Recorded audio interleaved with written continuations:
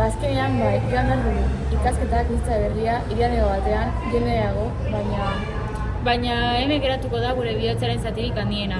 Ez alda raroa, pozik egon beharko genuke, aukera berriak ditugulako, baina tristura ere badago. Herri hau ez da leku hutsa. Hemen ikasi dugu hitz egiten, barre egiten, amets egiten, eta guzti hori euskaraz.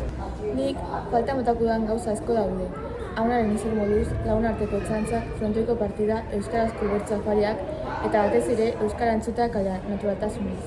Nik ere beldur naiz horrekin. Beste toki batzuetan euskaraz egitea, batzuetan deseroso sentiarazi zaitzakete.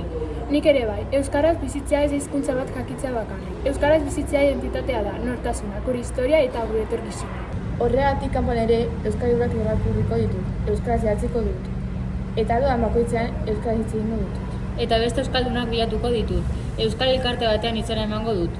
Eta mintza lagun sarean. Eta inguruan norbait euskaraz hitz egiten entzuten badut hurbilduko naiz.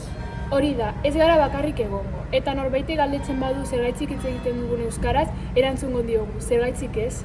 Gure herritik urrundu arren ez dugu geure burua urrunduko. Euskara gurekin doa, gure arnazarekin, gure bihotzaren erritmoa. Eta itzuliko garenean ez dugu berriz ikasi beharko. Euskara bizirik eroango dugu beti barruan. Joan gara, baina ez gara urruan.